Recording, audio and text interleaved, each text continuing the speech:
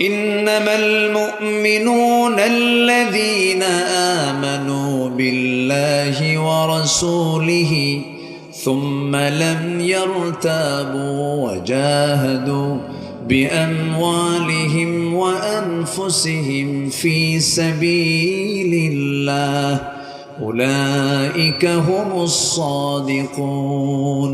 জোরে বলুন আল্লাহু আকবার। প্রকৃত মুমিন হলো তারা যারা আল্লাহর প্রতি নবীর প্রতি ঈমান আনে, সুম্মা লাম ইয়ারতাবু, সন্দেহ করে না। নাম্বার 2 হলো ওয়াজাহাদু বিআমওয়ালিহিম ওয়া আনফুসিহিম ফি সাবিলিল্লাহ, এবং যারা জিহাদ করে আল্লাহর পথে মাল দিয়ে, জান দিয়ে। আল্লাহ তাআলা এখানে মালের কথা আগে বলেছেন। মালের মোহাব্বত যতক্ষণ পর্যন্ত বান্দার মধ্য থেকে কমে না যাবে, ওই বান্দা জান দিতে পারবে না। এই জন্য আল্লাহকে মাল চাইছেন। কি চাইছেন বলেন? মাল চেয়েছেন।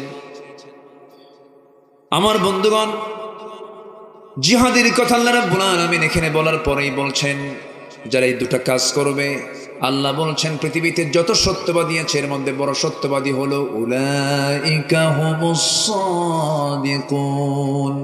জোরে বলুন আল্লাহু আকবার। এই কাজগুলো যারা করবে তারাই হলো প্রকৃত মহাসত্যবাদী। জোরে বলি সুবহানাল্লাহ। আমার বন্ধুগণ, এই দুনিয়া ছেড়ে সবাই বিদায় নিয়ে নেব, তবে জিহাদের গুরুত্বটা কতটুকু।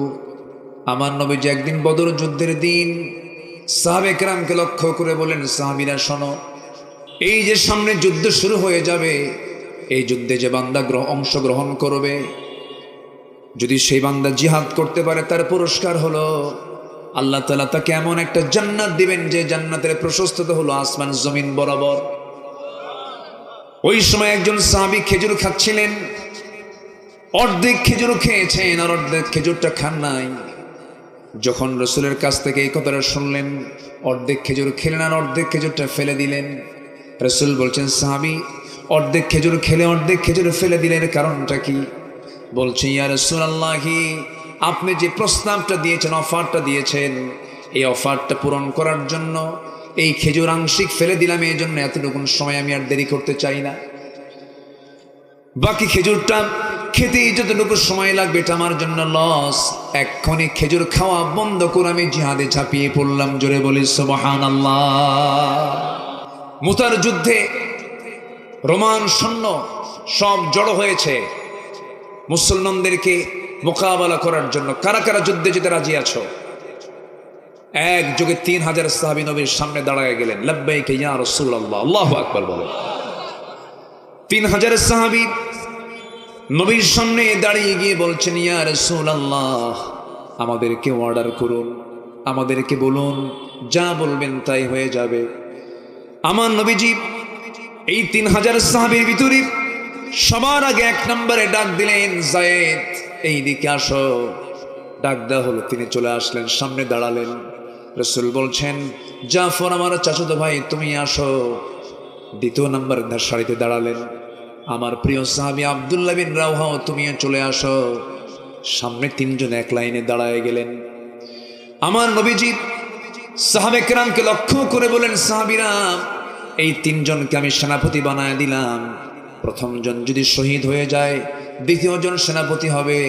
দ্বিতীয় জন যদি শহীদ হয়ে যায়, তৃতীয় জন সেনাপতি হবে।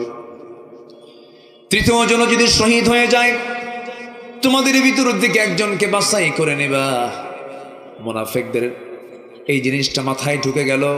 মুনাফিকগুলো এক জায়গায় হয়ে 3 সেনাপতির কানে কানে এসে বলছে, আব্দুল্লাহ যুদ্ধে যেও না, যায়েদ যুদ্ধে যেও না, জাফর যুদ্ধে যেও না, কারণ যুদ্ধের সেনাপতি একজন হয়, তোমরা 3 জন হয়েছ, 3 জনেই কিন্তু যুদ্ধে গিয়ে মারা যাবে। এই 3 জন সেনাপতি সিংহের মতো গর্জন দিয়ে বলতেছে, ও মুনাফিকের বাচ্চারা, আমরা যুদ্ধে যাচ্ছি বাঁচার জন্য নয়, আমরা যুদ্ধে যেতেছি শহীদ হওয়ার জন্য। জোরে বলি সুবহানাল্লাহ। উলাইকা হুমুস সাদিকুন। নবীজি অর্ডার দিয়ে দিলেন, যায়েদ যাও, পরিবারের কাছ থেকে বিদায় নিয়ে আসো। যায়েদ বলছেন, ইয়া রাসূলুল্লাহ, আমি আর কোথায় যাব? আমার যাওয়ার জায়গা নাই, আপনি আমাকে বিদায় দিয়ে দেন, জান্নাতে গিয়ে দেখা হবে। যায়েদ বিন হারিস যুদ্ধের ময়দানে ঝাঁপিয়ে পড়লেন। জাফর বিন আবু তালিবকে রাসূল বলছেন, জাফর তুমি আবিসিনিয়ায় হিজরত করেছিলে, সেখান থেকে কয়েকদিন আগে এসেছো, যাও পরিবারের কাছ থেকে বিদায় নিয়ে আসো। জাফর বিন আবু তালিব বলছেন, ইয়া রাসূলুল্লাহ আপনি যেহেতু আমাকে অর্ডার দিয়েছেন, মানা করে কেমনে গেলাম পরিবারের কাছে বিদায় নিতে। বাড়িতে ঢুকলেন, সামনে গিয়ে বসলেন, সন্তান দুইটা নাবালেগ ছোট্ট দুইটা বাচ্চা দুই কোলে নিয়ে আদর করলেন, চুম্বন করলেন, আদর করলেন, স্নেহ দিলেন। স্ত্রীকে আস্তে করে ডাক দিয়ে স্বাভাবিকভাবে সামনে বসায় দিয়া স্ত্রীকে মুস্কি মুস্কি হাসি মেরে বলছে, স্ত্রী তুমি আমার জন্য দোয়া করো, মুতার যুদ্ধের ডাক চলে এসেছে, আমি যেন মুতার যুদ্ধে শহীদ হয়ে আল্লাহর জান্নাতে যেতে পারি। জাফর বিন আবু তালিবের এমন কথা শুনে তার স্ত্রী চোখে পানি টলমল করছে। স্ত্রী বলছেন, স্বামী আমার আপনি যুদ্ধে যাবেন, আমি বাধা দেবো কেন, আপনি যুদ্ধে চলে যান, কিন্তু আমি আপনার জন্য শহীদের দোয়া না করে গাজীর দোয়া করব, কারণ আপনি যদি যুদ্ধ করতে গিয়ে শহীদ হয়ে যান, এই যে আমার আপনার সন্তান দুইটা এরা তো ইতিম হয়ে যাবে, এরা আব্বা আব্বা বলে ডাকতে পারবে না, এই জন্য আমি আপনার জন্য শহীদের দোয়া না করে গাজীর দোয়া করি। জাফর বিন আবু তালিব করলেন ইতিহাস সাক্ষী, কোমরে তরবারি ছিল, কোষবদ্ধ তরবারি কোষমুক্ত করলেন। স্ত্রী হাতটা টান মেরে সামনের দিকে আগায় নিয়া তরবারির উল্টা দিক আঘাত করে বলছেন, স্ত্রী আমার আমি যে তোমার হাতে আঘাত করলাম, হাতটা কাটছে নাকি না কাটে নাই, কেন কাটলো না? উল্টা মেরে আঘাত করেছেন, উল্টা দিক দিয়ে আঘাত করেছেন। আমি তোমার হাতে আঘাত করলাম তরবারি দিয়া, উল্টো দিক দিয়ে মারার কারণে যেমন তোমার হাত কাটলো না, আজকে আমার জন্য 1000 বার দোয়া করবে, সেই দোয়াটা উল্টা হয়ে যাবে, কারণ আমি যুদ্ধের ময়দানে যাচ্ছি। সেই যুদ্ধে যে যুদ্ধের সেনাপতি 3 জন আমার আগে একজন আছে, পরে একজন আছে, আমি 2 নম্বর সেনাপতি, আমি নিশ্চিত আমি শহীদ হয়ে যাব। আরেকটা কারণ হলো আমার স্ত্রী নাকের মধ্যে জান্নাতের ঘ্রাণ পেতেছি। জোরে বলি সুবহানাল্লাহ। জাফর বিন আবু তালিব এই কথা বলে পরিবারের কাছ থেকে বিদায় নিলেন। চক্ষু বন্ধ করে ঘর থেকে একটা দৌড় মারলেন। সন্তান পিছন দিক থেকে বারবার আব্বা আব্বা বলে ডাকে রে, একটা বারের জন্য ফিরে তাকালেন না, যুদ্ধে ঝাঁপিয়ে পড়লেন জাফর। নাম্বার 3 সেনাপতি আব্দুল্লাহ বিন রাওহা নতুন বিয়ে করেছেন, বসার ঘরটা হয় নাই, দুপুরবেলা বিয়ে হয়েছে, বিকেলবেলা যুদ্ধের ডাক হয়ে গেছে। বিকেলবেলা তিনি বিদায় নেওয়ার জন্য পরিবারের কাছে চলে গেলেন।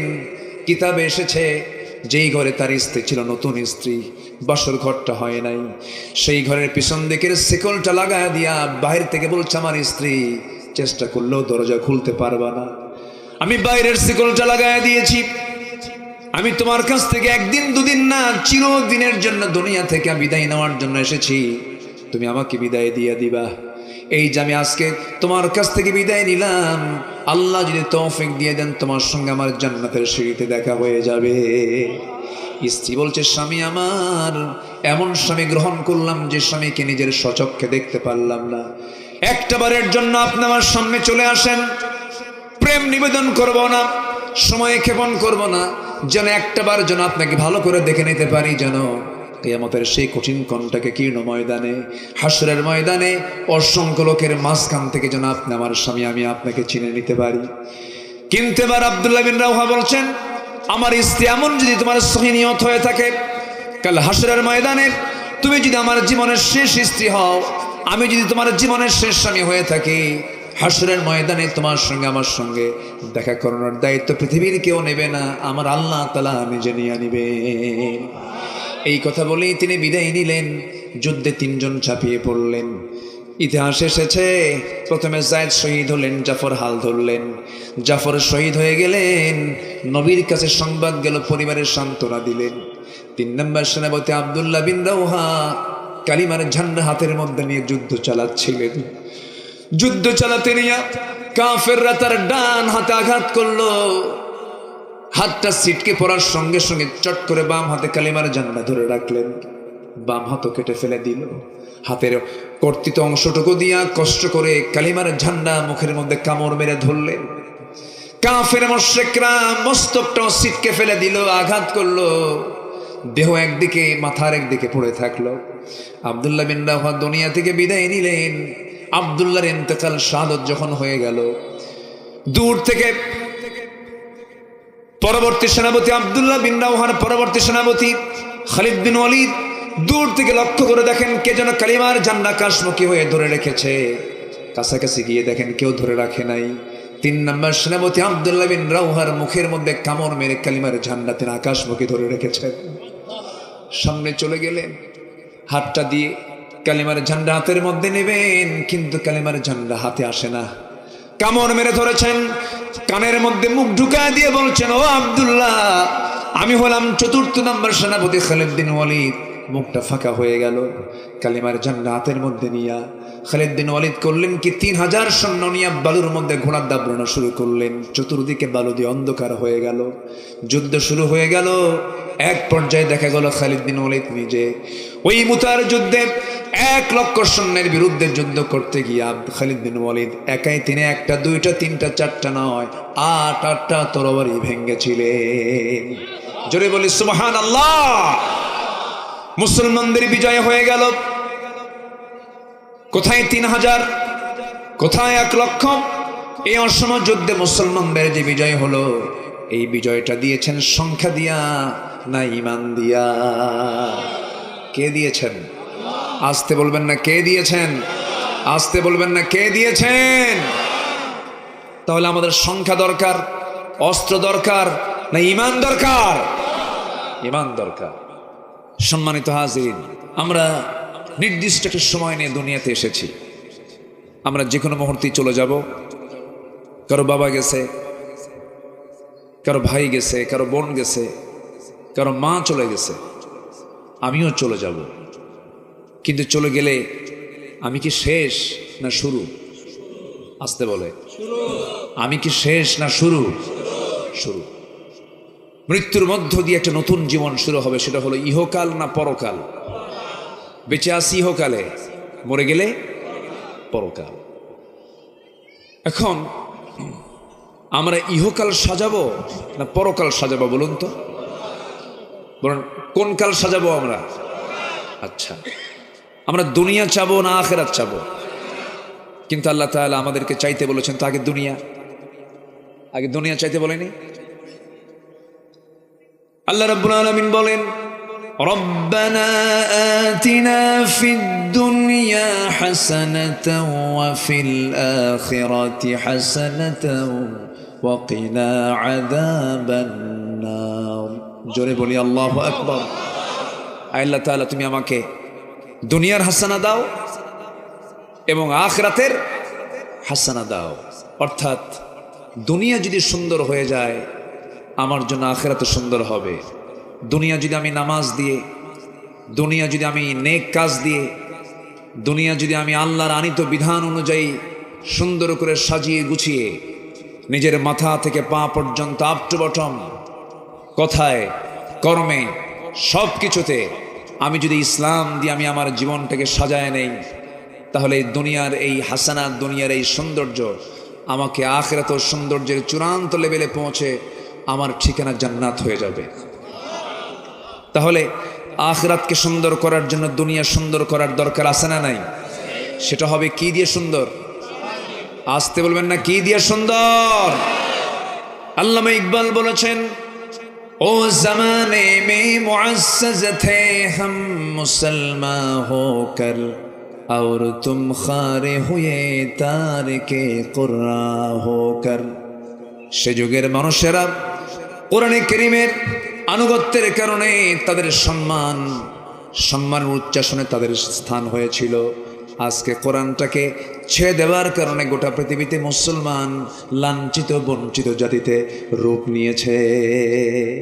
পৃথিবীতে আজকে মুসলমানকে যে পরিমাণ নির্যাতন করা হচ্ছে, নিপীড়ন করা হচ্ছে, এর মূল কারণ হলো মুসলমানদের মধ্যে সেই হারানো ঐতিহ্য আর মুসলমানদের মধ্যে পাওয়া যাচ্ছে না। মুসলমান ঐক্যের প্ল্যাটফর্ম তৈরি করতে পারছে না, একে একে মারামারি করছে, নিজেদের মধ্যে দ্বন্দ্ব করছে। সম্মানিত বন্ধুগণ, এই দেশ স্বাধীন হয়েছে 71-এ, আজকে 2024 সাল, 53 বছর।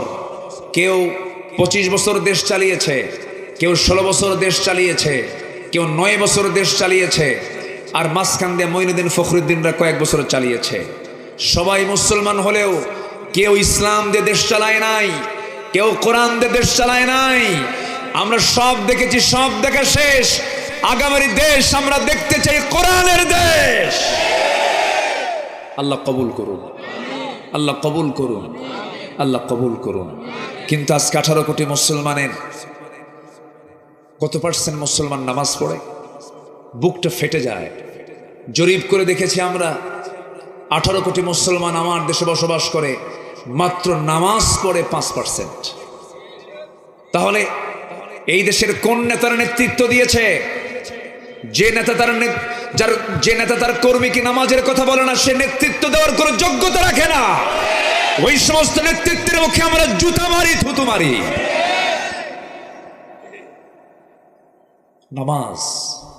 নামাজের কোনো পরিবেশ আজকে নাই।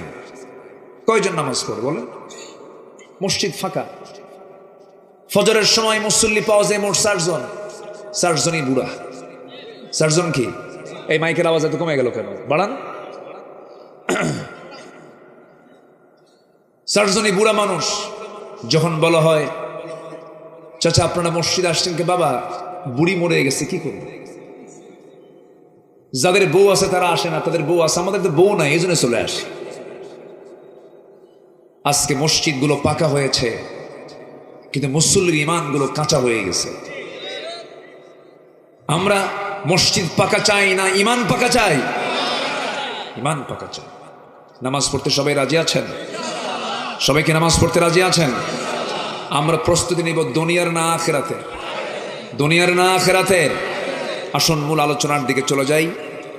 আমি সূরা হুজুরাত থেকে একটা আয়াত আমি তেলাওয়াত দিয়ে শুরু করেছি।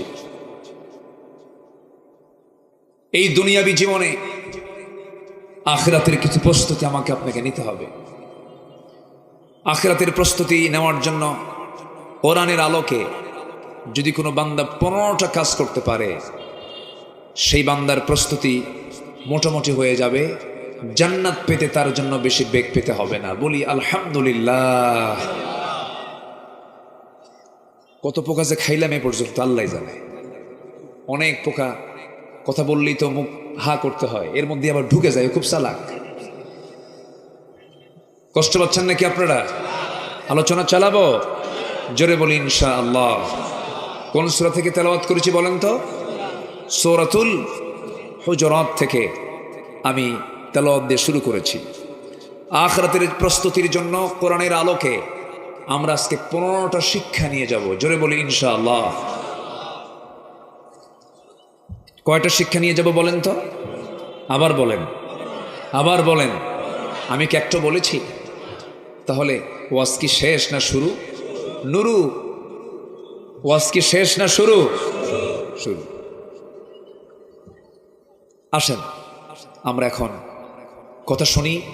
মাঝে মাঝে একটু চার্জ দিতে হয় তো, ঠান্ডা গরমে যখন এই যে আশ্বিন কার্তিকে মানুষের ঠান্ডা রোগ কমে না বাড়ে?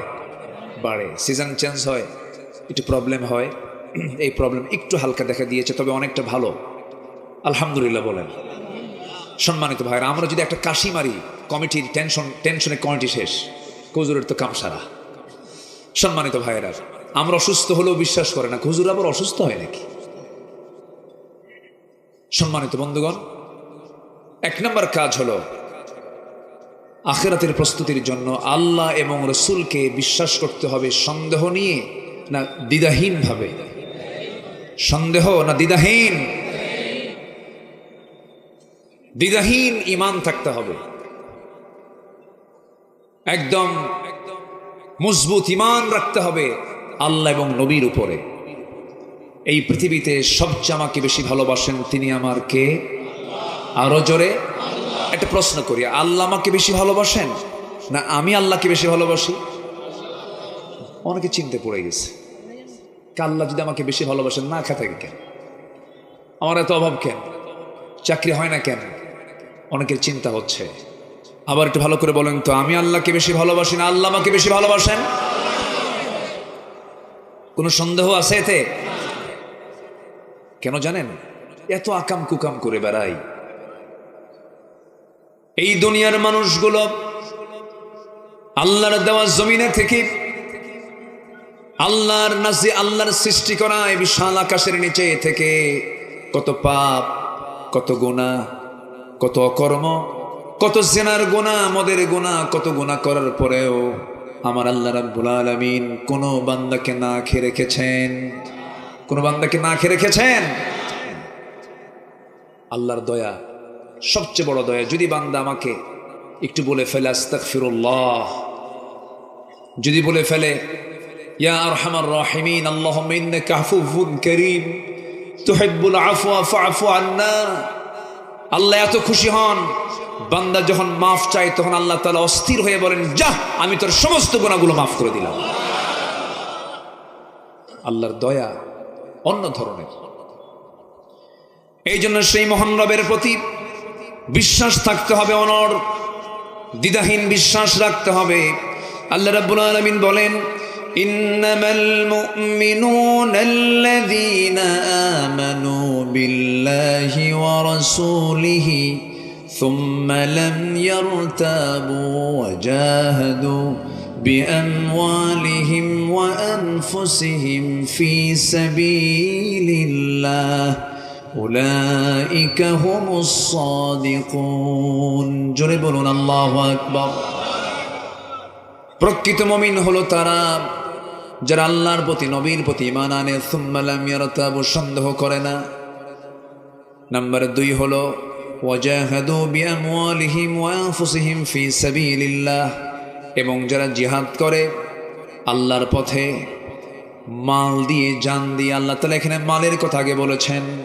মালের মোহাব্বত যতক্ষণ পর্যন্ত বান্দার মধ্য থেকে কমে না যাবে, ওই বান্দা জান দিতে পারবে না। এই জন্য আল্লাহকে মাল চাইছেন। কি চাইছেন বলেন? মাল চেয়েছেন। আমার বন্ধুগণ, জিহাদের কথা আল্লাহ রাব্বুল আলামিন এখানে বলার পরেই বলছেন, যারা এই দুটো কাজ করবে, আল্লাহ বলছেন পৃথিবীতে যত সত্যবাদী আছে এর মধ্যে বড় সত্যবাদী হলো উলাইকা হুমুস সাদিকুন। জোরে বলুন আল্লাহু আকবার। এই কাজগুলো যারা করবে তারাই হলো প্রকৃত মহাসত্যবাদী। জোরে বলি সুবহানাল্লাহ। যত রক্ত লাগে দেব, প্রয়োজনে লোক পাঠাবো, আমি যাব না। আছে না নাই? আসতে বলবেন না, আছে না নাই? আছে। আমরা দেখেছি 5 অগাস্টের আগ দিয়ে আমার সন্তানরা, আমার আপনার কলিজার টুকরো সন্তানগুলো কেমন করে জীবন দেওয়া শুরু করলো। ওদের রক্তের মধ্য দিয়ে একটা বিজয় এসেছে। এই রক্তকে বৃথা যেতে দেওয়া যাবে না। সকল কিছুর মোকাবেলার মধ্য দিয়ে আগামীতে আমরা সুন্দর একটি বাংলাদেশ গড়তে চাই, যেখানে কোনো দুর্নীতির কোনো গন্ধ পাওয়া যাবে না। এমন দৃশ্য কি সবাই দেখতে চাই? এটাও জিহাদ। এটাও কি বলেন? জিহাদ। আমার বন্ধুগণ, এই দুনিয়া ছেড়ে সবাই বিদায় নিয়ে নেব, তবে জিহাদের গুরুত্বটা কতটুকু। আমার নবীজি একদিন বদর যুদ্ধের দিন সাহাবে কেরামকে লক্ষ্য করে বলেন, সাহাবীরা শোনো, এই যে সামনে যুদ্ধ শুরু হয়ে যাবে, এই যুদ্ধে যে বান্দা অংশগ্রহণ করবে, যদি সেই বান্দা জিহাদ করতে পারে, তার পুরস্কার হলো আল্লাহ তাআলা তাকে এমন একটা জান্নাত দিবেন যে জান্নাতের প্রশস্ততা হলো আসমান জমিন বরাবর। ওই সময় একজন সাহাবী খেজুর খাচ্ছিলেন, অর্ধেক খেজুর খেয়েছেন আর অর্ধেক খেজুরটা খান নাই। যখন রাসূলের কাছ থেকে এই কথাটা শুনলেন, অর্ধেক খেজুর খেলেন আর অর্ধেক খেজুরটা ফেলে দিলেন। রাসূল বলছেন, সাহাবী অর্ধেক খেজুর খেলে অর্ধেক খেজুর ফেলে দিলেন, কারণটা কি? বলছে, ইয়া রাসূলুল্লাহি, আপনি যে প্রস্তাবটা দিয়েছেন, অফারটা দিয়েছেন, এই অফারটা পূরণ করার জন্য এই খেজুর আংশিক ফেলে দিলাম, এই জন্য এতটুকু সময় আমি আর দেরি করতে চাই না। বাকি খেজুরটা খেতে যতটুকু সময় লাগবে এটা আমার জন্য লস। এক্ষুনি খেজুর খাওয়া বন্ধ করে আমি জিহাদে ঝাঁপিয়ে পড়লাম। জোরে বলি সুবহানাল্লাহ। এতটুকু জিহাদের গুরুত্ব ইসলাম দিয়েছে। দিন এমনি এমনি কায়েম হয়নি। নবীজি শুধু দোয়ার মধ্য দিয়ে রাসূলকে ইসলামের বিজয় দেননি, নবীজিকে দেশ ছাড়তে হয়েছে, আমার রাসূলকে বদরে যেতে হয়েছে, ওহুদে যেতে হয়েছে, খন্দকে যেতে হয়েছে, আমার রাসূলকে তাবুকে যেতে হয়েছে, সাহাবে কেরামকে ৮৬টি যুদ্ধ পরিচালনা করতে হয়েছে। আল্লাহু আকবার বলেন। এমনি এমনি এই জন্যই তারা সত্যবাদিতার পরিচয় দিয়েছেন, তারা খেতাব পেয়েছেন সিদ্দিক। কার পক্ষ থেকে? আসতে বলবেন না, কার পক্ষ থেকে? আমার রাসূল শুধু ডাক দিয়েছেন, ডাক দিতে দেরি হয়েছে, আসতে দেরি হয়নি। যুদ্ধ শুরু হবে, একটা ডাক এসেছে, মুতার যুদ্ধের ডাক। আমার নবীজি শুনলেন, বললেন, দেখো মদিনার অভ্যন্তরীণ পলিটিক্যাল সিচুয়েশন ভালো না, মুনাফিকরা এবং ইহুদিরা বিভিন্ন নাটক সাজাচ্ছে, আমি মদিনা থেকে বের হতে পারবো না। মুতার যুদ্ধে রোমান সৈন্য সব জড়ো হয়েছে মুসলমানদেরকে মোকাবেলা করার জন্য। কারা কারা যুদ্ধে যেতে রাজি আছো? একযোগে ৩,০০০ সাহাবী নবীর সামনে দাঁড়ায় গেলেন, লাব্বাইক ইয়া রাসূলুল্লাহ, আল্লাহু আকবার বলেন। ৩,০০০ সাহাবী নবীর সামনে দাঁড়িয়ে গিয়ে বলছেন, ইয়া রাসূলুল্লাহ, আমাদেরকে অর্ডার করুন, আমাদেরকে বলুন, যা বলবেন তাই হয়ে যাবে। আমার নবীজি এই ৩,০০০ সাহাবীর ভিতরে সবার আগে ১ নম্বরে ডাক দিলেন, যায়েদ এইদিকে আসো। ডাক দেওয়া হলো, তিনি চলে আসলেন, সামনে দাঁড়ালেন। রাসূল বলছেন, জাফর আমার চাচাতো ভাই, তুমি আসো। ২য় নম্বর সারিতে দাঁড়ালেন। আমার প্রিয় সাহাবী আব্দুল্লাহ বিন রাওহা, তুমিও চলে আসো। সামনে ৩ জন এক লাইনে দাঁড়ায় গেলেন। আমার নবীজি সাহাবে কেরামকে লক্ষ্য করে বলেন, সাহাবীরা, এই ৩ জনকে আমি সেনাপতি বানায় দিলাম। প্রথম জন যদি শহীদ হয়ে যায়, দ্বিতীয় জন সেনাপতি হবে। দ্বিতীয় জন যদি শহীদ হয়ে যায়, তৃতীয় জন সেনাপতি হবে। তৃতীয় জন যদি শহীদ হয়ে যায়, তোমাদের ভিতর থেকে একজনকে বাছাই করে নেবা। মুনাফিকদের এই জিনিসটা মাথায় ঢুকে গেল।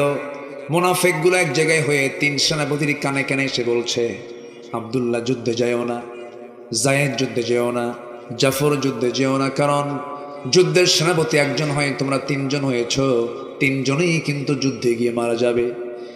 এই ৩ জন সেনাপতি সিংহের মতো গর্জন দিয়ে বলতেছে, ও মুনাফিকের বাচ্চারা, আমরা যুদ্ধে যাচ্ছি বাঁচার জন্য নয়, আমরা যুদ্ধে যেতেছি শহীদ হওয়ার জন্য।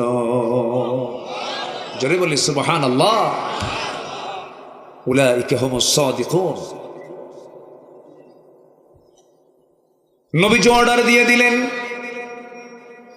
যায়েদ যাও, পরিবারের কাছ থেকে বিদায় নিয়ে আসো। যায়েদ বলছেন, ইয়া রাসূলুল্লাহ, আমি আর কোথায় যাব? আমার যাওয়ার জায়গা নাই, আপনি আমাকে বিদায় দিয়ে দেন, জান্নাতে গিয়ে দেখা হবে। যায়েদ বিন হারিস যুদ্ধের ময়দানে ঝাঁপিয়ে পড়লেন।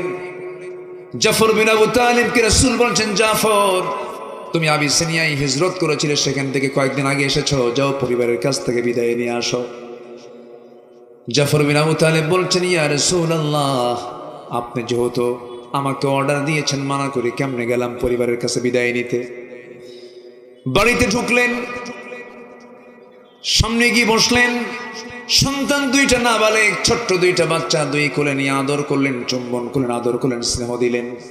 স্ত্রীকে আস্তে করে ডাক দিয়ে স্বাভাবিকভাবে সামনে বসায় দিয়া স্ত্রীকে মুস্কি মুস্কি হাসি মেরে বলছে, স্ত্রী, তুমি আমার জন্য দোয়া করো, মুতার যুদ্ধের ডাক চলে এসেছে, আমি যেন মুতার যুদ্ধে শহীদ হয়ে আল্লাহর জান্নাতে যেতে পারি। জাফর বিন আবু তালিবের এমন কথা শুনে তার স্ত্রী চোখে পানি টলমল করছে। স্ত্রী বলছেন, স্বামী আমার, আপনি যুদ্ধে যাবেন, আমি বাধা দেবো কেন? আপনি যুদ্ধে চলে যান, কিন্তু আমি আপনার জন্য শহীদের দোয়া না করে গাজীর দোয়া করব, কারণ আপনি যদি যুদ্ধ করতে গিয়ে শহীদ হয়ে যান, এই যে আমার আপনার সন্তান 2টা, এরা তো ইতিম হয়ে যাবে, এরা আব্বা আব্বা বলে ডাকতে পারবে না। এই জন্য আমি আপনার জন্য শহীদের দোয়া না করে গাজীর দোয়া করি। জাফর বিন আবু তালিব করলেন ইতিহাস সাক্ষী। কোমরে তরবারি ছিল, কোষবদ্ধ তরবারি কোষমুক্ত করলেন। স্ত্রী হাতটা টান মেরে সামনের দিকে আগায় নিয়া তরবারির উল্টা দিক দিয়ে আঘাত করে বলছেন, স্ত্রী আমার, আমি যে তোমার হাতে আঘাত করলাম, হাতটা কাটছে নাকি না কাটে নাই, কেন কাটলো না? উল্টা মেরে আঘাত করেছেন, উল্টা দিক দিয়ে আঘাত করেছেন। আমি তোমার হাতে আঘাত করলাম তরবারি দিয়া, উল্টো দিক দিয়ে মারার কারণে যেমন তোমার হাত কাটলো না, আজকে আমার জন্য 1000 বার দোয়া করবে, সেই দোয়াটা উল্টা হয়ে যাবে। কারণ আমি যুদ্ধের ময়দানে যাচ্ছি, সেই যুদ্ধে যে যুদ্ধের সেনাপতি 3 জন আমার আগে একজন আছে, পরে একজন আছে, আমি 2 নম্বর সেনাপতি। আমি নিশ্চিত আমি শহীদ হয়ে যাব। আরেকটা কারণ হলো আমার স্ত্রী নাকের মধ্যে জান্নাতের ঘ্রাণ পেতেছি। জোরে বলি সুবহানাল্লাহ। জাফর বিন আবু তালিব এই কথা বলে পরিবারের কাছ থেকে বিদায় নিলেন। চক্ষু বন্ধ করে ঘর থেকে একটা দৌড় মারলেন। সন্তান পিছন দিক থেকে বারবার আব্বা আব্বা বলে ডাকে রে, একটা বারের জন্য ফিরে তাকালেন না। যুদ্ধে ঝাঁপিয়ে পড়লেন জাফর। নাম্বার 3 সেনাপতি আব্দুল্লাহ বিন রাওহা নতুন বিয়ে করেছেন, বসার ঘরটা হয় নাই। দুপুরবেলা বিয়ে হয়েছে, বিকেলবেলা যুদ্ধের ডাক হয়ে গেছে। বিকেলবেলা তিনি বিদায় নেওয়ার জন্য পরিবারের কাছে চলে গেলেন। কিতাবে এসেছে যেই ঘরে তার স্ত্রী ছিল, নতুন স্ত্রী, বাসর ঘরটা হয় নাই, সেই ঘরের পিছন দিকের শিকলটা লাগায় দিয়া বাহির থেকে বলছে আমার স্ত্রী, চেষ্টা করলেও দরজা খুলতে পারবা না, আমি বাইরের শিকলটা লাগায় দিয়েছি, আমি তোমার কাছ থেকে 1 দিন 2 দিন না, চিরদিনের জন্য দুনিয়া থেকে বিদায় নেওয়ার জন্য এসেছি, তুমি আমাকে বিদায় দিয়ে দিবা। এই যে আমি আজকে তোমার কাছ থেকে বিদায় নিলাম, আল্লাহ যদি তৌফিক দিয়ে দেন তোমার সঙ্গে আমার জান্নাতের সিঁড়িতে দেখা হয়ে যাবে। স্ত্রী বলছে স্বামী আমার, এমন স্বামী গ্রহণ করলাম যে স্বামীকে নিজের স্বচক্ষে দেখতে পারলাম না। একটা বারের জন্য আপনি আমার সামনে চলে আসেন, প্রেম নিবেদন করব না, সময় ক্ষেপণ করব না, যেন একটা বার যেন আপনাকে ভালো করে দেখে নিতে পারি, যেন কিয়ামতের সেই কঠিন কণ্ঠকে কীর্ণ ময়দানে, হাসরের ময়দানে অসংখ্য লোকের মাঝখান থেকে যেন আপনি আমার স্বামী, আমি আপনাকে চিনে নিতে পারি। কিন্তু এবার আব্দুল্লাহ বিন রাওহা বলছেন আমার স্ত্রী এমন যদি তোমার সহি নিয়ত হয়ে থাকে, কাল হাসরের ময়দানে তুমি যদি আমার জীবনের শেষ স্ত্রী হও, আমি যদি তোমার জীবনের শেষ স্বামী হয়ে থাকি, হাসরের ময়দানে তোমার সঙ্গে আমার সঙ্গে দেখা করানোর দায়িত্ব পৃথিবীর কেউ নেবে না, আমার আল্লাহ তাআলা নিজে নিয়ে নিবে। এই কথা বলেই তিনি বিদায় নিলেন।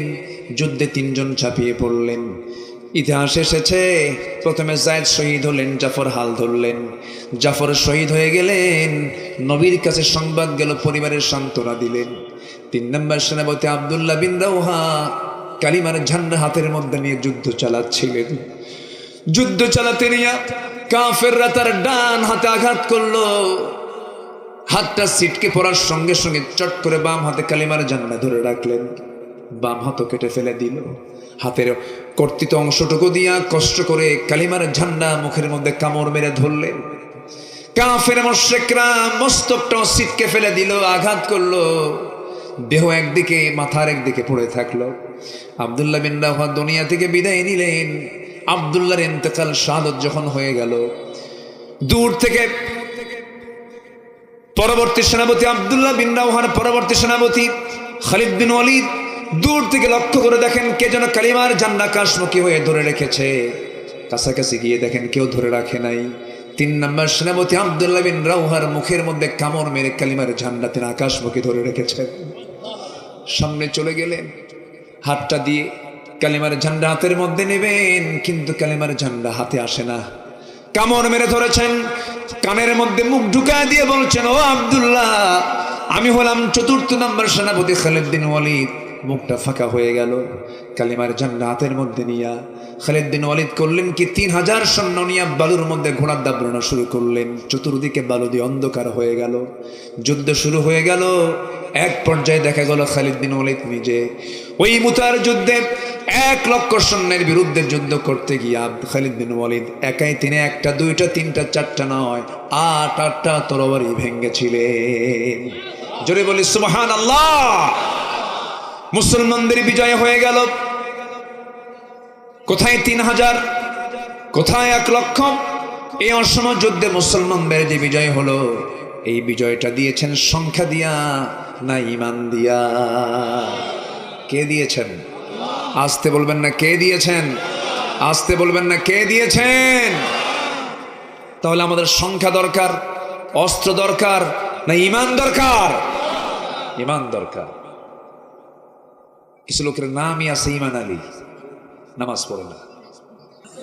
কিছু লোকের নামই আছে ফজর আলী, ঘুম থেকে ওঠে 10টার দিকে। কিছু লোকের নাম আছে হিম্মত আলী, সাইকেলের চাকা বাস চলে সিট হয়ে পড়ে। নাম হলো আতর আলী, পকেটে গাজার গন্ধ। নাম হলো বাদশা মিয়া, ভিক্ষা করে বেড়ায়। নাম হলো খোকন মিয়া, বয়স হলো 85 বছর।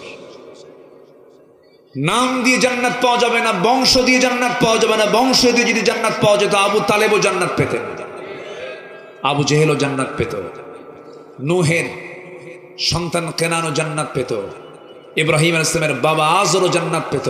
যদি পিতা পুত্রের পরিচয়, আত্মীয় স্বজনের পরিচয়, বংশগত পরিচয়, এগুলো দিয়ে জান্নাত পাওয়ার কোনো সুযোগ নাই। জান্নাত পেতে হলে অবশ্যই তার ভিতরে থাকতে হবে সন্দেহ ঈমান না দ্বিধাহীন ঈমান। আখিরাতের প্রস্তুতি কয়টা বলেন, কয়টা? মনে আছে তো আপনাদের? চলতেছে কয় নাম্বার? কয় নাম্বার? 2 নাম্বার। হ্যাঁ ঠিক আছে, তবে 2 নাম্বার আমি যাইনি, কারণ আয়াত একটা তো, আমি একটাই ধরেছি। একের ক এবং খ। এখন আছে আরো 14টা, কিন্তু 12টা বাজে। সমস্যা নাই তো? আমি এত সুন্দর মানুষ খুব কম দেখেছি, কোনো লোকের নড়াচড়া নাই। বলি আলহামদুলিল্লাহ। শুধু একটা লোক অনেকক্ষণ পর উঠতে দেখলাম, এই লোকটা যে কে বুঝলাম না। বসুন। আজকের মাইকটা অনেক ভালো। মাইক হলো কই? কি মাইক আপনার? কোথায়? খেজুরতলা। ভালো, এর আগেও করেছি মনে হয়। ভালো। আজকের রেজুলেশনটা অনেক ভালো, কিন্তু মাঝে মাঝে একটু সাউন্ড কমে দেন, কিন্তু আপনারা একটু বাড়ায় দেন, মানে ফাঁকিবাজি করে মাঝে মাঝে একটু। যে আল্লাহ কবুল করুন, জোরে বলি আমিন। এত রাতে মানুষ বসে থাকে, এই চিত্র খুব কম দেখা যায়, কিন্তু আল্লাহর মেহেরবানি, একটা লোকের কোনো নড়াচড়া নেই। এটা প্রমাণ হয় এই এলাকার মানুষ কোরআনকে দিল থেকে, ইসলামকে দিল থেকে মহব্বত করে। বলি আলহামদুলিল্লাহ। তাহলে ঈমান এবং জিহাদ, এটা হচ্ছে আখিরাতের 1 নম্বর প্রস্তুতি। সবাই রাজি আছেন তো? সবাই রাজি আছেন তো? জীবন কেমন করে দিলেন আল্লামা সাইদি, আল্লাহু আকবার। আলেমরা পালায় না তো? আলেমরা পালায়। উনি চলে গেছিলেন 2009 সালে, তার জীবনের শেষ হজ, আর আমার জীবনের হলো প্রথম হজ 2009 সাল। আমি গিয়েছিলাম, একই সাথে হজ করার সুযোগ হয়েছিল আমার একই বছরে।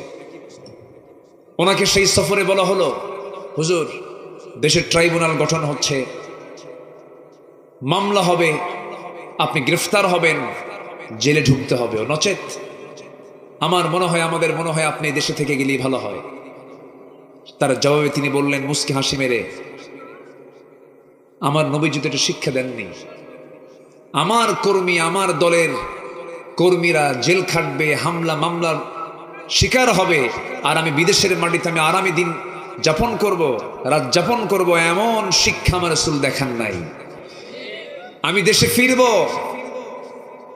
উনি দেশে ফিরেছেন, মামলা হয়েছে, জেল খেটেছেন 13 বছর। সম্পূর্ণ অন্যায় ভাবে,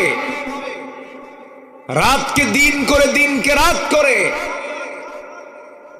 অন্যায় ভাবে ধর্ষণের মামলা দিয়া, যুদ্ধাপরাধের মামলা দিয়া, জেলের সেলের মধ্যে আটকিয়ে রেখে দেশ গড়ার কারিগর, একজন কিংবদন্তি, 180 কোটি মুসলমানের ভিতরে সবচেয়ে জনপ্রিয় একজন ব্যক্তি আল্লামা সাইদি।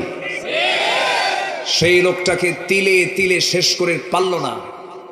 13ই আগস্ট 2023-এ সুস্থ মানুষকে চিকিৎসার নাম করে হসপিটালে জোরপূর্বক ভর্তি করে পয়জনিং করে হত্যা করলো যারা। তাফসীর মাহফিলের এই প্ল্যাটফর্ম থেকে সুস্পষ্ট ভাষায় জানান দিতে চাই, ওই সমস্ত কুলাঙ্গারদের গ্রেফতার করে দৃষ্টান্তমূলক শাস্তি নিশ্চিত করা হোক। রাজি আছেন কারা কারা? হাত উঁচু করে দেখা।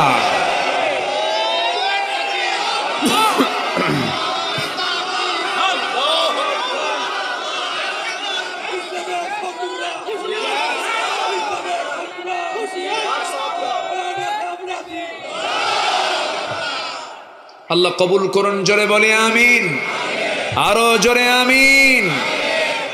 তার ফাঁসির রায় দিয়েছিল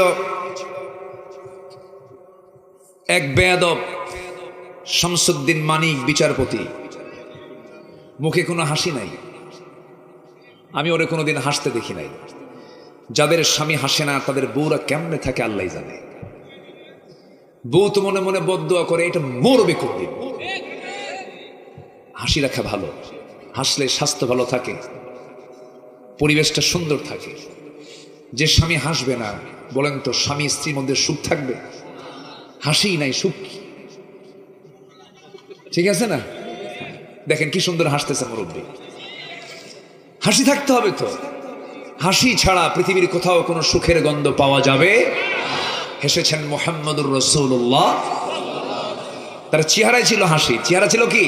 হাসি। পেটে খাবার নাই, মুখে হাসি ফুরায় নাই। কিছু লোক হাসেও না, কান্দেও না, আছে না নাই? এই মানিক, ওর মুখে আমি কোনোদিন হাসি দেখিনি, খেলে মেজাজ। নিজের জীবন বাঁচানোর জন্য সে ত্রিপুরা হয়ে দিল্লি যাবে। কোথায় যাবে? মামু বাড়ি। আল্লামা সাইদি অনেক আগে বলেছেন, আপনারা কি মনে করেন জানি না, আমি মনে করি আল্লামা সাইদি একজন 100% আল্লাহওয়ালা মানুষ ছিলেন।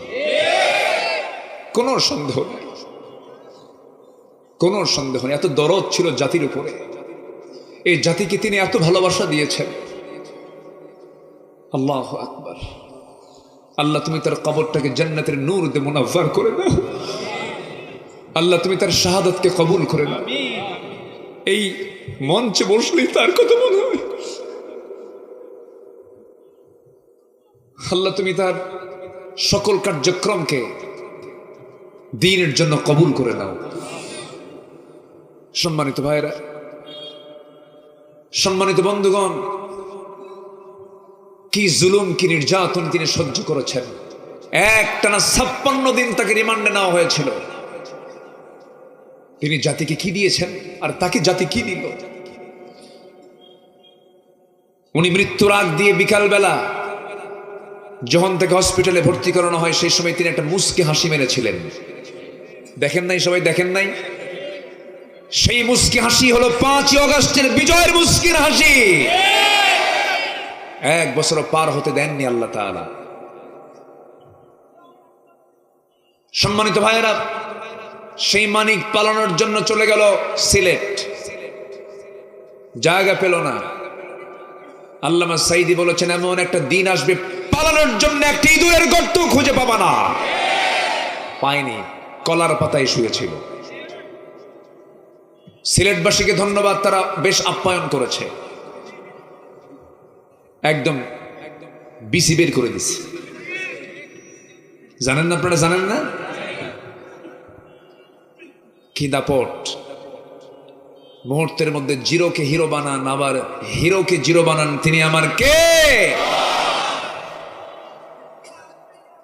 কষ্ট হচ্ছে আপনাদের? কষ্ট হচ্ছে? আলেমদের রক্ত বড় বিষাক্ত। আলেমরা হচ্ছে নবীর ওয়ারিস। বেয়াদবি করা যাবে না। আলেমদের দাম অনেক, আল্লাহ তাদের সম্মান দিয়েছেন। শুধু সম্মান করবেন আলেমকে কোরআনের জন্য। আলেমের সঙ্গে যারাই বেয়াদবি করেছে যুগে যুগে, তারা ইতিহাসে আস্থা করে নিক্ষিপ্ত হয়েছে।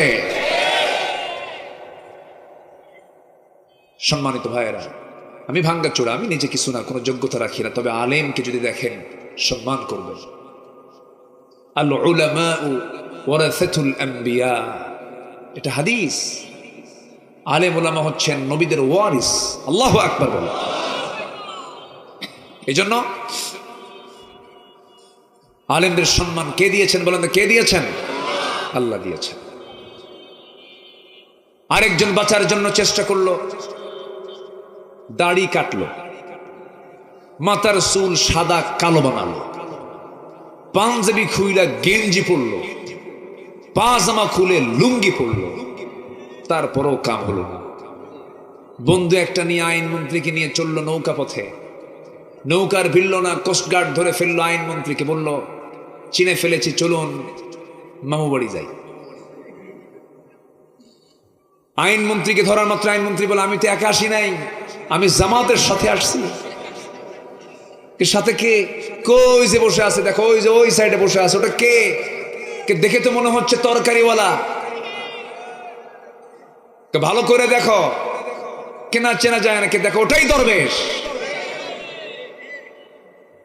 বুঝতেছেন? বুঝতেছেন? কিছু বুঝতেছেন?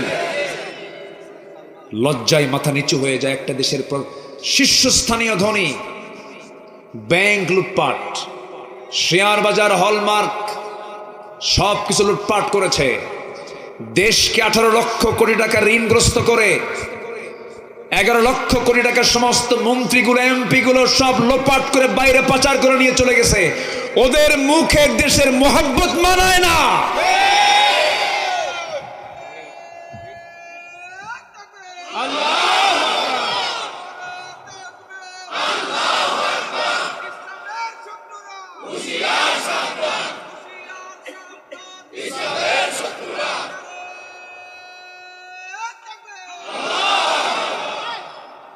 কথা বলবো? বলবো কথা? কোনো সমস্যা নাই তো? আছে সমস্যা? আছে সমস্যা, কোনোদিন ছিল না মনে করি। মরবো একবার, সিংহের মতো গর্জন দিয়ে মরবো। বাতিল শক্তির কাছে মাথা নত করার কোনো প্রশ্ন নাই। ও ফজর নামাজ এখানেই হবে, ঠিক আছে থাকেন, আমি যাই।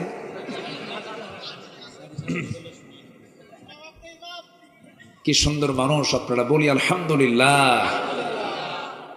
নাটোরের কাঁচাগোল্লা, বগুড়ার দই, তারপরে টাঙ্গাইলের চমচম, যশোরের খই। আল্লাহ এক একটা এলাকার এক একটা নিয়ামত দিয়েছেন, বলি আলহামদুলিল্লাহ। নাটোর খুব ভালো, ইসলামের জন্য একটা উর্বর এলাকা, আল্লাহ কবুল করুন, জোরে বলি আমিন। এই সিংড়ায় একজন ব্যক্তি ছিলেন মরহুম শেরকুলি, আবু বকর শেরকুলি রাহিমাহুল্লাহ। আল্লাহ তুমি তার কবরটাকে জান্নাতের টুকরা বানায় দাও। 1991 সালে তিনি এমপি ছিলেন।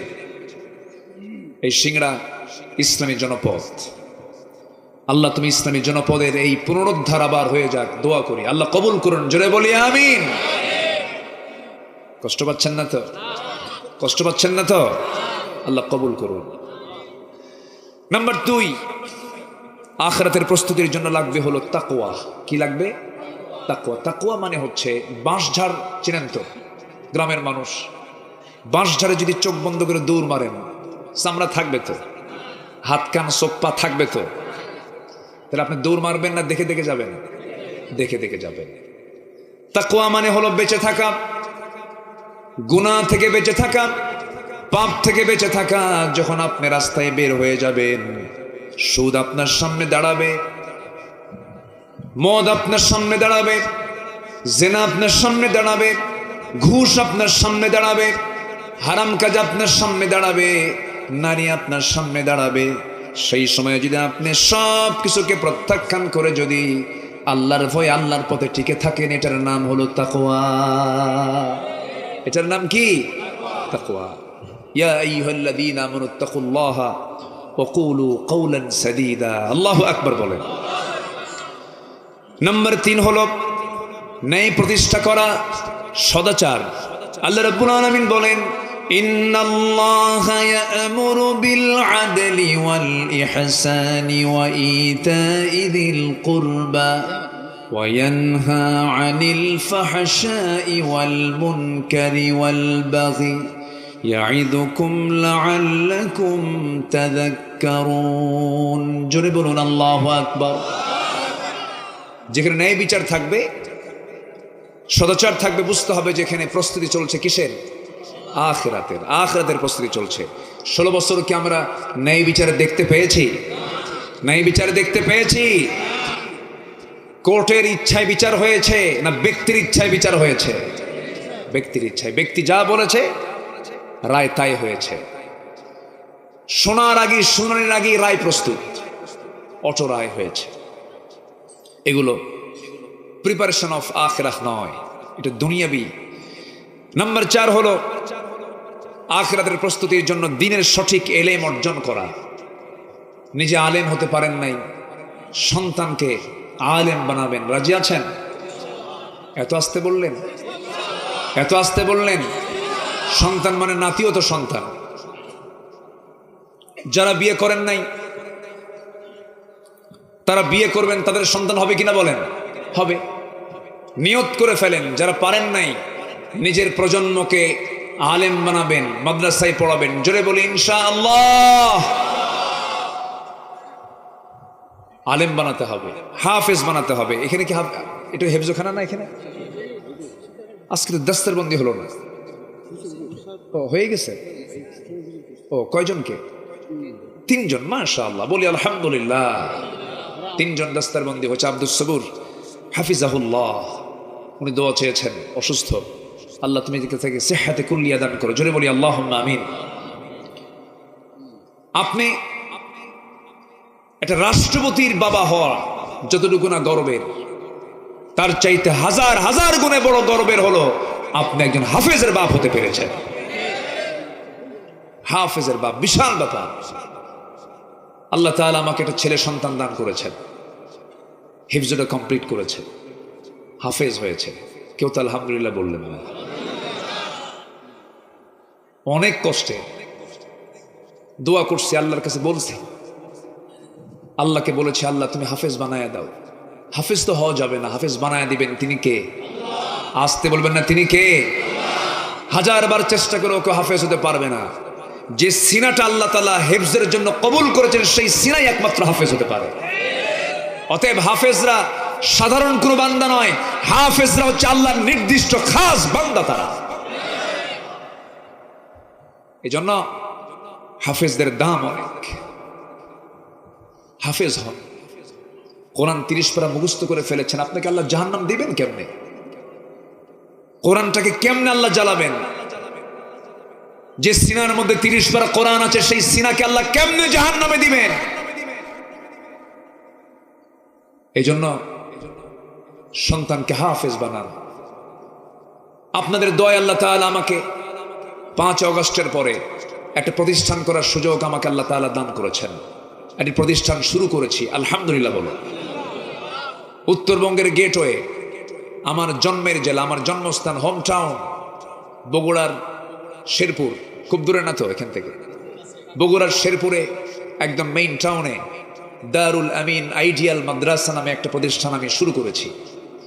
সেখানে 11 বছর, সর্বোচ্চ 11 বছরের মধ্যে একটা ছাত্র, একটা সন্তান সে হাফেজ হবে এবং ক্লাস 5 পর্যন্ত তার পড়াও সম্পূর্ণ হয়ে যাবে।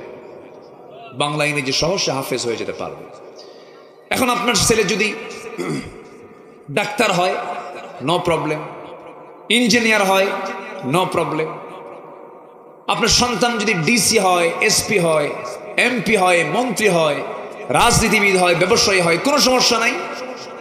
কিন্তু আপনার সন্তান তখন হবে হাফেজ ডাক্তার, হাফেজ ইঞ্জিনিয়ার, হাফেজ জজ, হাফেজ এসপি, হাফেজ এমপি।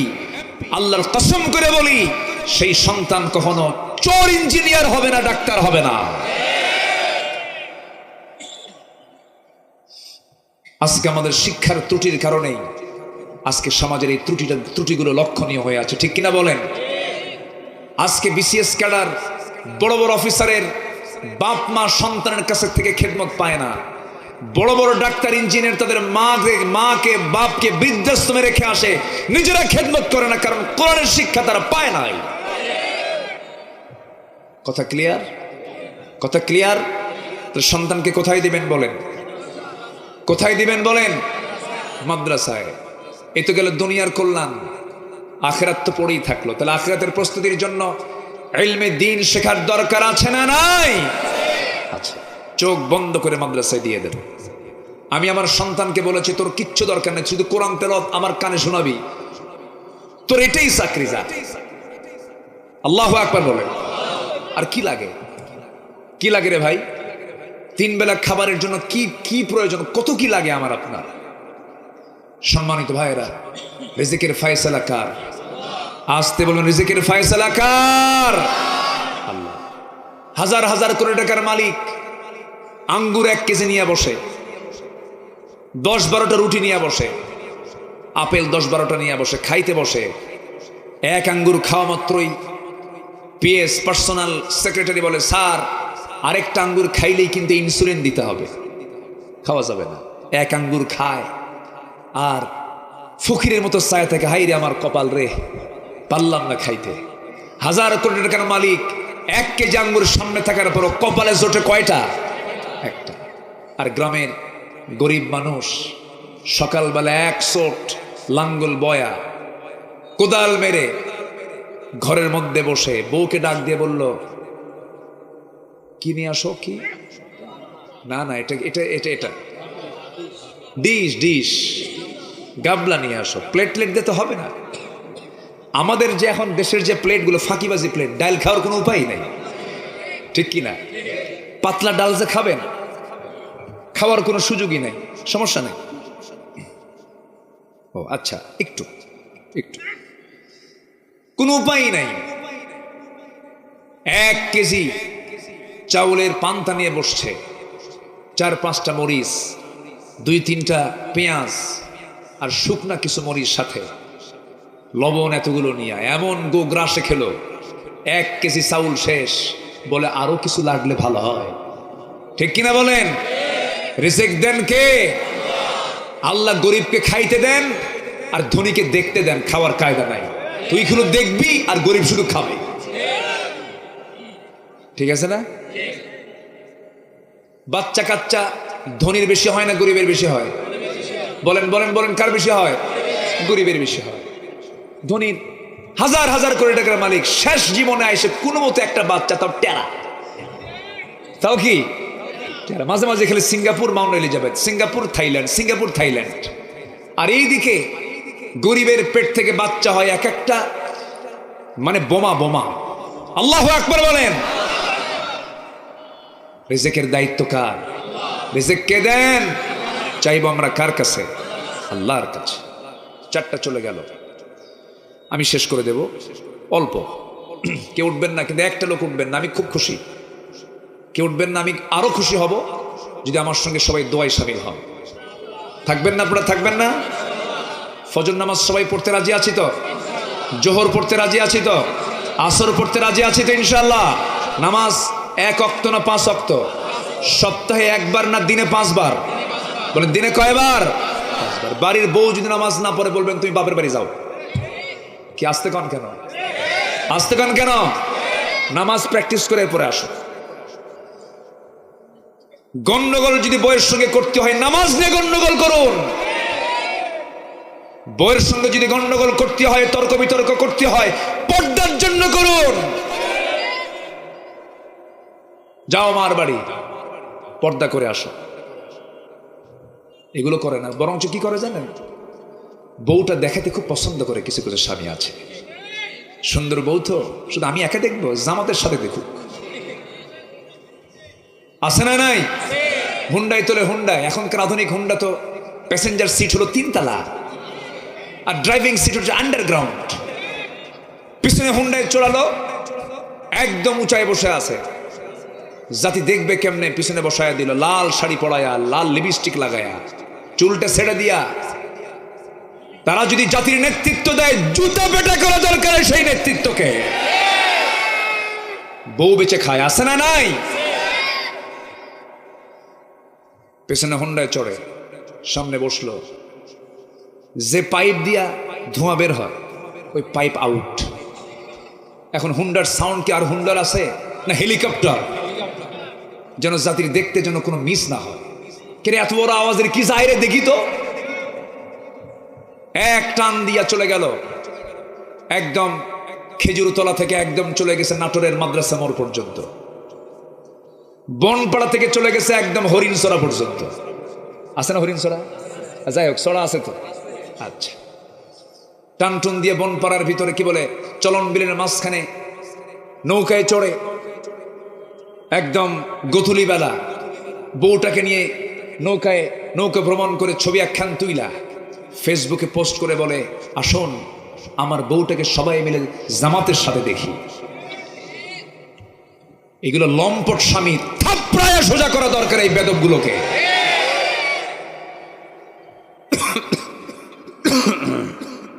আল্লাহ হেদায়েত দিক, জোরে বলে আমিন। নাম্বার 5, অধিক সংখ্যক নেক আমল করব আমরা। গুনাহ হবে কম, আমল হবে। গুনাহ হবে না, আমাদের গুনাহ হবে না? হয়ে যায় তো। সুন্দরী মেয়ে দেখলেই তো মাথা খারাপ, ও দেখো ঠিক, এই ঠিক হওয়া যাবে না তো। বিয়ে করার পরও যদি এরকম করেন তাহলে তো মুশকিল। বিয়ের আগে যুবকরা একটু দুষ্টামি করতেই পারে, যৌবন আছে তো। দেখছো যুবকরা ভাই ঠিক, তোমারটাও ঠিক নাই। মন চাবে তাকাতে, কিন্তু মন চাইলে কি চাওয়া যাবে? মন কি ভালো কিছু চায়? তাকানো যাবে না। তুমি তাকাবে না, মুজাহিদের সওয়াব পেয়ে যাবে। আল্লাহু আকবার বলেন। মায়েরা আছে, মেয়েরা ডাবল। ভালো, আলহামদুলিল্লাহ। মাহফিলে মেয়েরাও ডাবল, মাহফিলেও বেশি, মার্কেটেও বেশি। মার্কেটে কি পুরুষ বেশি না মহিলা বেশি? ঢং ঢং করে চলে যায়, দোকানদারের সামনে গিয়ে বসে, ভাইয়া একটা শাড়ি দেখানো যাবে কি? তো দোকানদারের তো এই ভাষা শুনে মাথা খারাপ। শাড়ি একখান নিজের গায়ে লটকা দিয়ে দোকানদার নিজে খায়, আপা এই শাড়ি কিন্তু আপনাকে দারুণ মানাবে। ওটা আরেক বদমাইশ। আছে না নাই? এগুলো চলবে না। মা 100% পর্দা করুন, জান্নাত আপনার অপেক্ষায় থাকবে। জান্নাত বলবে, ও বান্দি আমার ঘরের মধ্যে কখন ঢুকবে? আল্লাহু আকবার বলেন। কিচ্ছু লাগবে না। খাদিজা কি বলে, ফাতিমা দুনিয়া থেকে বিদায় হবেন, স্বামীকে ডাক দিয়ে বলে, স্বামী আমার, আমি মনে হয় মারা যাব। আমার মৃত্যুর সংবাদ কাউকে বলার দরকার নাই। আমার যদি মৃত্যু যদি রাতের বেলা হয়ে যায়, দিনের বেলার জন্য অপেক্ষা না করে রাতের বেলায় কয়েকজনকে ডাক দিবেন। কয়েকজনকে ডাক দিয়া কাফন দাফনের বন্দোবস্ত করবেন। যদি দিনের বেলা হাজার হাজার মানুষ যদি হাজির হয়ে যায়, বিশ্বনবীর কলিজার টুকরা আমি ফাতিমা কতটুকুন লম্বা ছিল, কতটুকুন খাটো ছিল, আমাকে সোজাসুজি না দেখতে পারলেও কাফনের উপর দিয়ে অনুমান করবে আমি ফাতিমা এতটুকুন লম্বা খাটো ছিলাম, আমার পর্দার খেলাফ হয়ে যাবে। এই জন্য আমার স্বামী দিনের বেলা না দিয়ে রাতের বেলা কবর দিয়ে দিবে। রাতের বেলার সংবাদ চলে এলো, নবীজির স্বপ্নের মধ্যে আবু যার গিফারি কি জানিয়ে দিলেন, আবু যার আমার মেয়ে ফাতিমার ইন্তেকাল হয়ে গেছে। আবু যার গিফারি ঘর থেকে ঘুম থেকে উঠে আলীর বাড়ির দিকে রওনা দিয়ে বলে, আলী রে, স্বপ্নের রাসূল আমারে দেখাইছে ফাতিমা নাই, কোদাল দাও। নবীজির কলিজার টুকরার সন্তান বুঝি না, হাসান হোসেনের মা বুঝি না। আমল যদি ভালো হয় ভালো কথা, আমল যদি খারাপ হয় ডান দিকের মাটি বাম দিকে, বাম দিকের মাটি ডান দিকে গিয়ে হাড় হাড্ডি সব মাটির সঙ্গে সোজা করে দেওয়া হবে। আবু যার গিফারি ওই যে ওই জায়গা থেকে বের হয়ে আসলেন, বাকি জিন্দেগি আর সংসারের জীবনে ফিরতে পারেন নাই। আল্লাহু আকবার। তারা পর্দার ব্যাপারে কতটুকু সচেতন ছিলেন। আর আজকের সমাজের কি চিত্র আমার মা একটু খেয়াল করবেন। বিশেষ করে ডিভাইস থেকে, এই মোবাইলের বদ নেশা থেকে এবং সকল প্রকার ডিভাইস, টেলিভিশনের অশ্লীল দৃশ্য থেকে নিজেকে পরহেজ রাখার চেষ্টা করবেন। এটাই সবচেয়ে বড় তাকওয়া আজকের সমাজে। আল্লাহ মা বোনদেরকে হেফাজত করুন, সকল প্রকার নাটক সিনেমা থেকে বাঁচার তৌফিক দান করুন, জোরে বলি আমিন। এক রাত পাইছি, কোন দিকে কথা কব কম। নাম্বার 6, ধৈর্য ধারণ করা। নাম্বার 7, আল্লাহর প্রতি ভরসা করা। নাম্বার 8, দুনিয়ার ভোগ বিলাসে মগ্ন না হয়ে আখিরাতকে মূল আবাস হিসাবে, মূল লক্ষ্য হিসাবে গ্রহণ করা। নাম্বার 9, নিজেকে এবং পরিবারকে জাহান্নাম থেকে বাঁচানোর চেষ্টা করা। নাম্বার 10, তওবা করা। নাম্বার 11, আল্লাহর পথে ব্যয় করা। নাম্বার 13, শিরক অন্তর্ভুক্ত সকল অপকর্ম থেকে নিজেকে পরহেজ রাখা। 13, আল্লাহ প্রদত্ত একমাত্র সঠিক পথের অনুসরণ করা। নাম্বার 14 হচ্ছে আল্লাহ এবং রাসূলের পূর্ণ আনুগত্য করা। নাম্বার 15 হলো সর্বক্ষণ মহান আল্লাহর সামনে দাঁড়িয়ে ভয়ে হৃদয়ের মধ্যে লালন করে চোখের পানি ফেলে ফেলে কাঁদা। কারণ বান্দার এক ফোঁটা চোখের পানি যদি আল্লাহর ভয়ই পড়ে, ওই এক ফোঁটা চোখের পানি 7টা জাহান্নামকে নিভিয়ে তাকে জান্নাতে নিয়ে যাবে।